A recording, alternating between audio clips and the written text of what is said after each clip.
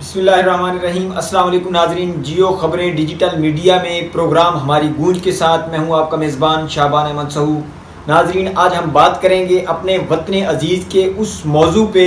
کہ اس وطن کو بنانے میں جن شخصیات نے اہم کردار ادا کیا ان کے مقابلے میں وطن کو چلانے والی شخصیات نے کیا کردار ادا کیا۔ اس پروگرام میں ہمارے ساتھ موجود ہیں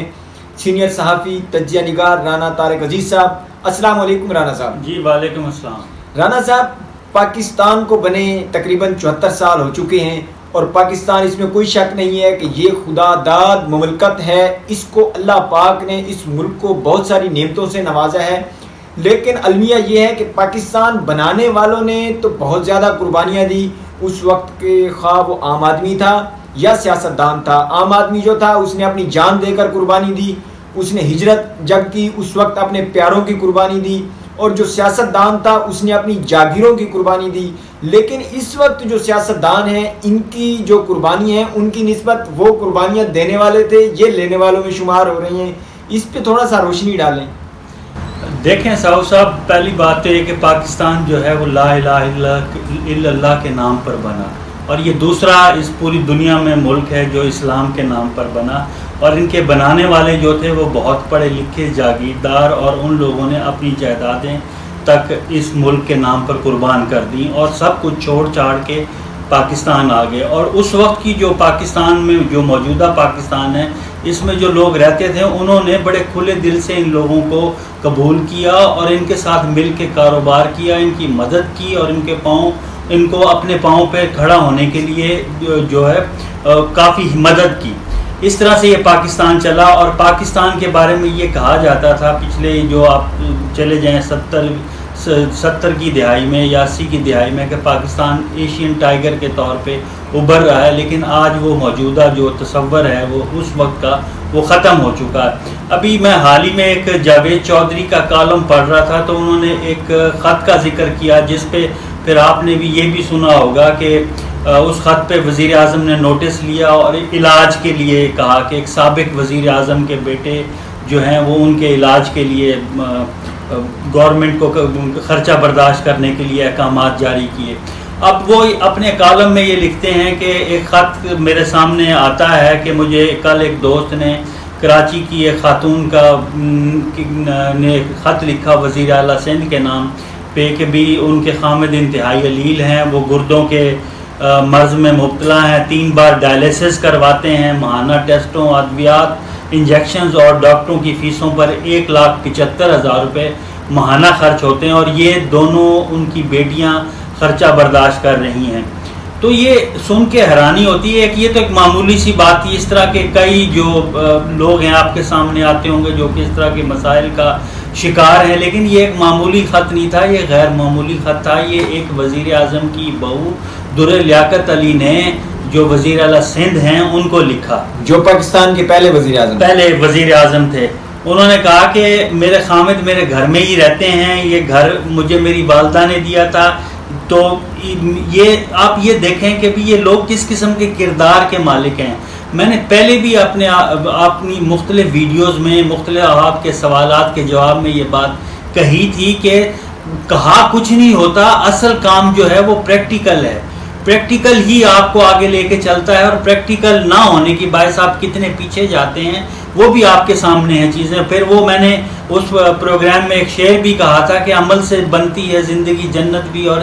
جہنم بھی۔ آپ کا عمل ہی ہے جو آپ کی زندگی کو جنت بھی بنا دیتا ہے، اور وہی عمل آپ کی زندگی کو جہنم بنا دیتا ہے۔ اب آپ یہ دیکھیں کہ پچھلے جو سوال آپ نے مجھ سے کیا کہ پہلے جو سیاستدان تھے وہ کیا تھے، وہ سیاست میں خدمت کے لیے آئے تھے۔ ان میں دیکھیں کہ سردار عبدالرب نشتر تھے، سر سید احمد علی خان تھے جن کے نام پر آج بھی علی گڑھ یونیورسٹی قائم ہے انڈیا میں، اور ایک بہت بڑی یونیورسٹی مانی جاتی ہے۔ قائد اعظم تھے، لیاقت علی خان تھے، اس طرح اور بھی بہت سے خواجہ ناظم الدین جیسے سیاستدان تھے، اور بھی بہت سارے سیاستدان ہیں جنہوں نے اس ملک کے لیے اپنی جائیدادیں تک قربان کر دی تھیں، اور خالی کپڑوں کے ساتھ اور 2 کپڑوں کے ساتھ اس ملک میں آئے تھے، اور اس عزم کے ساتھ آئے تھے کہ اس ملک کی خدمت کرنی ہے اور اس ملک کو آگے لے کے جانا، اور وہ سیاست کو خدمت کے نام پہ آئے تھے، نہ کہ سیاست میں اس لیے نہیں آئے تھے کہ جو کہ آج کل کے سیاستدانوں پر یہ بات پوری اترتی ہے کہ وہ صرف اور صرف اپنا مال پانی بنانے کے لیے آئے تھے۔ ابھی میں سابق ملتان سے تعلق رکھنے والے وزیر اعظم یوسف گیلانی کا ہی ذکر کر دوں کہ انہوں نے جب وزیر اعظم نہیں تھے، ان کے مالی مسائل کا ان کو سامنا تھا، تو انہوں نے جو ان کا موجودہ گھر ہے اب ملتان میں، انہوں نے ایک حصہ اپنا فروخت کر دیا تھا۔ جب وزیر اعظم بنے تو وہی حصہ آپ نے واپس لے لیا، اور آپ کے جو یوں کہہ لیں کہ جو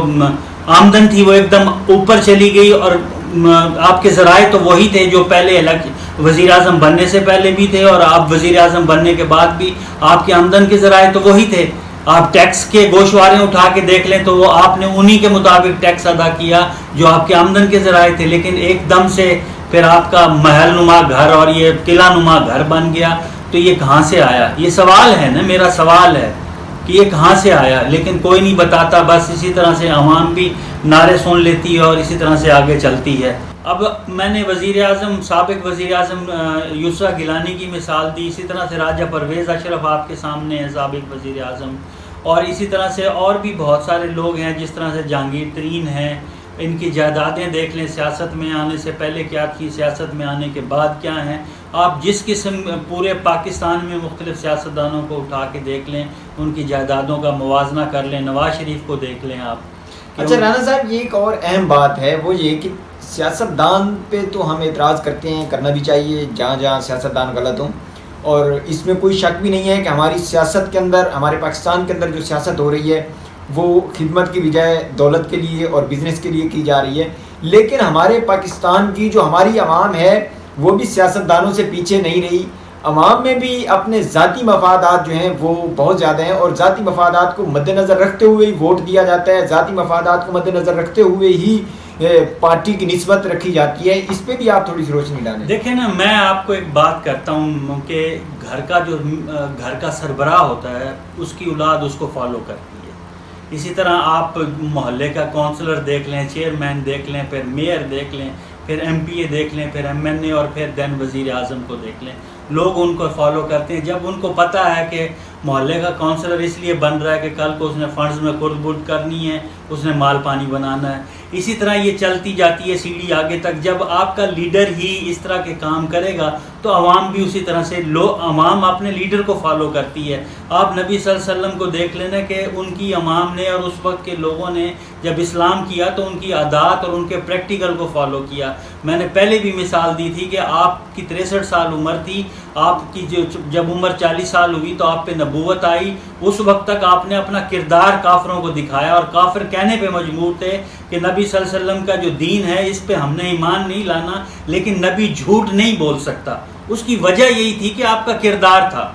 تو اسی طرح سے عوام ہے، عوام بھی تو یہی دیکھتی ہے کہ ان کو پتہ ہوتا ہے کہ ہمارا لیڈر کیا کر رہا ہے، ہمارا لیڈر چوری کر رہا ہے یا کیا کر رہا ہے، تو وہ بھی اسی طرح کے کاموں پہ پھر لگ جاتی ہے کہ یار یہ کر سکتا ہے تو ہمیں ہی ان کو ووٹ دیا ہے، چلو مفاد پرستی کی سیاست کرتے ہیں۔ وہ تو نہیں دیکھتے کہ بھی ایک جو عوام حلقہ ہے اس میں اگر ایک مقبول آدمی اور اس کے نیچے کو 150 ووٹ اس کے کہنے سے ملتے ہیں تو وہ ووٹ ان کو اس لیے نہیں دلواتا اس لیڈر کو کہ یہ لیڈر اس ملک کی خدمت کرے گا، وہ ووٹ اس لیے دلواتا ہے کہ کل کو میں اس سے کام نکلواؤں گا۔ وہ بلکہ ان 100-150 لوگ جو اس کے نیچے ہوتے ہیں چودھری یا نمبردار کے، وہ ان کو بیچتا ہے آگے۔ اسی طرح سے یہ سیڑھی نیچے تک چلتی ہے۔ ہم کسی سے سوال و جواب کرتے نہیں ہیں، عوام اس قدر جھوٹے وعدے تقریروں میں، الیکشنز مہم کے اندر۔ میں آپ کو ایک واقعہ سنا دوں، آپ نے عوام کا کہا تو میں 2013 کے الیکشن کمپین میں تھا تو میں نے ایک بزرگ سے سوال کیا بحیثیت رپورٹر کے، میں سروے کر رہا تھا کہ میں نے کہا بزرگوں کی کو ووٹ دیسو، انہوں نے کہا پوتر میں فلاں کو ووٹ دیساں۔ میں ہوں بزرگ کو پوچھا، میں کہ بزرگوں اندی کیا خوبی ہے جڑا تساں کو ووٹ دیندے؟ کہ پوتر اندے کو گڈی چنگی ہے، میں این واسطے ہی کو ووٹ دیساں۔ اب عوام کا آپ اندازہ لگائیں کہ گاڑی میں اس نے کو وہ بزرگ کو دے دینی تھی گاڑی کہ جی اس کے پاس گاڑی اچھی ہے، یہ ممکن ہے وہ اس بزرگ کو اس گاڑی میں بٹھائی بھی نہ۔ دیکھ لینا، یہ دیکھیں نا، جب ہمارا یہی معیار ہے، یہی ہماری سوچ انداز ہے کہ ہم نے گاڑی دیکھنی ہے۔ اور رانا صاحب اگر پوزیشن اس حد تک آ گئی ہے اب عوام کے اندر، جس طرح آپ نے بات کی ہے، ویسے اوورآل معاشرے کے اندر اگر دیکھا جائے تو عوام کے اندر یہ اویئرنیس نہیں ہے کہ میں نے کس طرح کا فیصلہ کس سٹیج پہ کرنا ہے، خاص طور پہ اپنے سیاسی فیصلوں کو، تو پھر یہ کیسے چلے گا؟ پھر تو میرے خیال میں مایوسی والی بات یہ ہے کہ عوام کے اندر اویئرنیس نہیں آ سکتی اگر یہ صورتحال ہے تو، کیونکہ ذہنی طور پہ ایک غلامی کی جھلک آ رہی ہے۔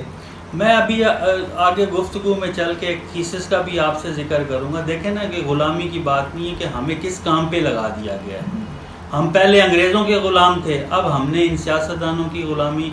قبول کی ہوئی ہے۔ بظاہر ہم چمک دمک پہ جاتے ہیں، یہ اتنا جھوٹ بولتے ہیں جب الیکشن مہم ہوتی ہے کہ ہم یہ کر دیں گے، ہم وہ کر دیں گے علاقہ۔ اب یہ تو ریکارڈ کی چیزیں ہیں نا، یہ میں کوئی اپنی طرف سے تو نہیں بات کر رہا۔ آپ نکالیں چیزیں، آپ کے سیاستدانوں کی بہت ساری تقریریں موجودہ سیاستدانوں کی، تو یہ اس طرح سے عوام بھی ان کے پیچھے لگی، عوام بھی سوال نہیں کرتی، عوام بھی راضی ہو جاتی ہے، تالیاں بجا دیتی ہے۔ اب دوسری طرف دیکھیں نا کہ جن لوگوں نے پاکستان کی بنیاد رکھی، یہ لوگ ملک چھوڑ کے آئے، اور جو ہے نا پھر لیاقت علی خان جن کا بیٹا اب 1,75,000 کی مدد مانگ رہا ہے، اس کی بہو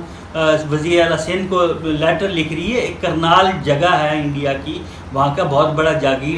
جاگیردار تھا، اسٹیشن ان کے ریلوے اسٹیشن تھے اور بہت ساری جائیداد تھی، اور جب آپ کی موت واقع ہوئی اور جب آپ نے سید اکبر نامی شخص نے آپ کو گولی ماری، تو جب آپ کو غسل دینے کے لیے لایا گیا، شیروانی اتاری تو قمیض بھی نہیں تھی آپ کی، تو پھٹی ہوئی بنیان تھی۔ جب آپ کے بچے وزیر اعظم ہاؤس میں تھے اس وقت، تو خواجہ ناظم الدین وزیر اعظم بنے، تو انہوں نے آ کے چیک کیا تو آپ لوگوں کے پاس رہنے کے لیے گھر بھی نہیں تھا، اکاؤنٹ میں چند 100 روپے تھے، 2-3 جوڑے کپڑے کے تھے۔ پھر انہوں نے آپ ہی کی بیگم رانا لیاقت علی کو ہالینڈ کی سفیر بنا کے بھیجا۔ وہاں پہ ان کا دیکھیں کردار کس قدر مضبوط کردار کی وہ خاتون تھی، اپنے خامد کی قربانی دی اس ملک کے لیے۔ اس کے بعد ہالینڈ گئیں تو وہاں کی ملکہ سے دوستی ہوئی، وہاں سے شطرنج کی بازی میں وہ جیتی، ان کو وہاں پہ ہالینڈ کا جو محل ہے وہ ملا، لیکن وہ بھی پاکستان کو دے دیا، انہوں نے قربان کر دیا پاکستان پہ۔ آج بھی پاکستان کا سفارت خانہ اس ہالینڈ میں اسی محل میں قائم ہے۔ اسی طرح سے آپ دیکھیں نا کہ ملک کے جو راجہ صاحب تھے، محمود آباد جیسے محمود جیسے لوگ، ملک کے راجہ صاحب محمود آباد جیسے لوگوں کا ملک تھا، وہ محمود آباد کی ریاست کے راجہ تھے، پوری زندگی اپنی رقم سے مسلم لیگ چلائی انہوں نے، محمود آباد کے جو راجہ تھے۔ پاکستان بنا تو کراچی آ گیا، حکومت سے کوئی گھر کارخانہ زمین نہیں لی۔ ملک میں جب سیاسی افراتفری پھیلی، مارشاء اللہ لگے، تو یہ مایوس ہو کر چپ چاپ اٹھے اور بیگ اٹھایا اور لندن جا بسے۔ راجہ صاحب محمود آباد کا 1973 میں لندن میں انتقال ہوتا، اور وہ انتقال سے قبل ہر ملنے والے سے کہتے تھے کہ میں پوری زندگی انگریزوں سے لڑتا رہا، مجھے آخر میں انہی انگریزوں کے گھر میں دفن ہونا پڑا، پناہ لینی پڑی، اور میں آج ان کی مہربانی سے اپنا آخری وقت عزت کے ساتھ گزار رہا ہوں۔ یہ سردار عبدالرب نشتر، مولوی فضل الحق حسین شہید سہروردی، خواجہ ناظم الدین کا ملک تھا۔ یہ لوگ ملک بننے سے قبل سردار عبدالرب نشتر صاحب کا دیکھ لیں، نشتر ہسپتال یہ ایشیا کا اس وقت سب سے بڑا ہسپتال انہوں نے تعمیر کیا تھا۔ دیکھیں نا، یہ ملک بننے سے قبل ساؤ صاحب کروڑوں پتی نہیں بلکہ اربوں پتی تھے، لیکن وہ اس ملک میں آئے، عشرت میں زندگی گزاری، اور پھر انہی کی اولادوں کو اکبر علی خان کی طرح علاج اور چھت کی ترستی ہوئی دنیا سے اس سے رخصت ہو گئے، جبکہ ان کے گرد 1700 ایکڑ میں رائے بینڈ کا نواز شریف کا محل ہے، جس میں ان کو رہنا نصیب بھی نہیں ہو رہا۔ وہ تو باہر بیٹھے ہیں، اب وہ نوکر انجوائے کر رہے ہیں، 1700 ایکڑ میں ہیں، اور ان کے مقابلے میں آپ دیکھ لیں لیاقت علی خان کی بہو درے خان جو ہیں، وہ وزیر اعلیٰ سندھ سے ریکویسٹ کر رہی ہیں، اور یہ جو پیپلز پارٹی کی گورنمنٹ ہے، وزیر اعلیٰ جو سندھ کے ہیں ان کی پیپلز پارٹی کی گورنمنٹ ہے، آصف زرداری کے لیے تو ان پہ کروڑوں روپے کے بھی پیسے ہیں، وہ خرچہ کر دیتے ہیں، ان کو اگر بخار بھی ہو جائے تو ان کو اپنے خصوصی طیارے پہ وہ باہر بھیج دیتے ہیں، لیکن ایک جس نے ملک بنایا، اس ملک کے لیے قربانیاں دی، ان کے لیے ان کے پاس 1,75,000 روپے کا ماہانہ خرچہ بھی نہیں ہے۔ بہت شکریہ رانا صاحب۔ ناظرین، اس دوسرا میں ایک اور آپ کے سامنے ذکر کرنا چاہوں گا، وہ یہ کہ ایک تھیسس لکھا گیا تھا، جو کہ میں ابھی آپ کو کہ پنجاب میں انگریزوں کے مخبر خاندان، قائد اعظم یونیورسٹی اسلام آباد میں ایک پروفیسر ہیں ڈاکٹر تراب الحسن صاحب نے ایک تھیسس لکھ کر PhD کی ڈگری حاصل کی تھی، جس کا عنوان ہے Punjab and the war of independence 1857۔ اس تھیسس میں انہوں نے جنگی آزادی کے حالات پر روشنی ڈالی، جس کے مطابق اس جنگ میں جن خاندانوں نے جنگ آزادی کے مجاہدین کے خلاف انگریز کی مدد کی، مجاہدین کو گرفتار کروایا، قتل کروایا، اور ان کو انگریزوں نے بڑی بڑی جاگیردار اور مال دولت اور خطابات سے نوازا، اور ان کے لیے انگریز سرکار نے وظائف جاری کیے۔ ان خاندان میں یوسف گیلانی کا خاندان شامل ہے، اس خاندان میں مخدوم شاہ محمود کا خاندان شامل ہے، اس خاندان میں حامد ناصر چٹھا کا خاندان شامل ہے، اس خاندان میں چودھری نثار علی خان کا خاندان شامل ہے، اس خاندان میں دیوان جو جلال پور پیر والا کے ہیں دیوان عاشق بخاری ان کا خاندان شامل ہیں، اور یہ باقاعدہ جو ہے نا انہوں نے حوالے دے رکھے ہیں، جس طرح حامد ناصر چٹھا کیا خاندان کے بارے میں Gujranwala gazette 1935-36 government of Punjab میں ان کا ذکر ہے۔ اچھا، اس کے بعد خورشید قصوری کے خاندان تھے جنہوں نے انگریزوں کے لیے 100 آدمیوں کا دستہ تیار کیا اور خود بھتیجوں کے ساتھ جنگ میں شامل ہوا۔ انگریزوں نے انہیں 2500 روپے سالانہ کی جاگیر اور ہزاروں روپے سالانہ پینشن دی۔ میرا اس تھیسس کا ذکر کرنا، اس تھیسس کا آپ کے ساتھ شیئر کرنے کا مقصد یہ تھا کہ ایک طرف تو وہ خاندان تھے جن کا میں نے نام لیا جو اپنی اربوں روپے کی جائیداد چھوڑ کر یہ آئے، اور اب یہ ہمارے ملک کے وہ ٹھیکیدار بنے ہوئے ہیں، اور وہ ملک اس وقت اس ملک میں وہ لوگ سیاستدان ہیں کہ جن کے خاندانوں نے انگریزوں کے ساتھ مل کے مجاہدین کے خلاف سازشیں کی، بغاوت کی اور ان کو مروایا اور پکڑوایا۔ اسی طرح سے ایک قصہ بھی ہے اس میں کہ یہ تقریباً یہ تحریک آزادی کے گروہ رواں احمد خان کھرل کی مقبولیت بڑھی تو انگریزوں کو ڈر پیدا ہوا کہ یہ تھیسس کی میں بات کر رہا ہوں جو پی ایچ ڈی کے تھیسس میں لکھا گیا، ان کے مقامی سپاہی جلد یا بدیر احمد خان کھرل سے جا ملیں گے، اس لیے 10 جون 1857 کو ملتان چھاؤنی میں پلاٹون نمبر 69 کو بغاوت کے شعبہ میں نہتا کیا گیا اور پلاٹون کمانڈر کو ماہ 10 سپاہیوں کے توپ کے آگے رکھ کے اڑا دیا گیا۔ آخر جون میں بقیہ نہتے پلاٹون کو شعبہ ہوا کہ انہیں چھوٹی چھوٹی ٹولیوں میں فارغ کیا جائے گا تو تیک کر دیا جائے گا۔ سپاہیوں نے بغاوت کر دی،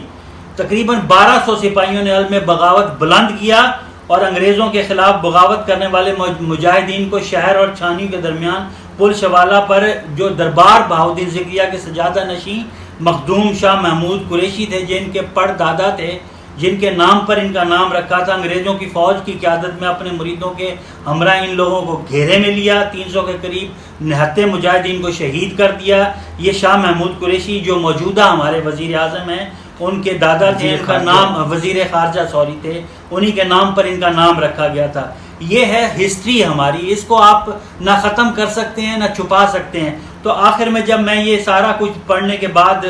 جب آیا تو ایک فکرہ اس تحریر میں لکھا تھا، یہ ہیں ہمارے ملک چلانے والے جو کل کے مخبر اور آج کے راہبر ہیں۔ تو اس سے آپ اندازہ لگا لینا کہ ہمارا کردار کیا ہوگا۔ اگر ہم یہ بات ہے جس طرح آپ نے بتایا ہے کہ مجاہدین کو شہید کروایا گیا انگریز کے ساتھ مل کے، تو یہ تو قوم کے ساتھ ایک بہت بڑی غداری ہے۔ اگر ایسا کیا گیا ہے تو میرے خیال میں قوم بے شک معاف کر دے، لیکن اللہ تعالیٰ کی ذات تو ایسے جو جرم ہیں وہ کبھی معاف نہیں۔ لیکن عوام کو بھی چاہیے نا کہ اس سلسلے میں جو ہے نا لوگوں کو پہچانیں اور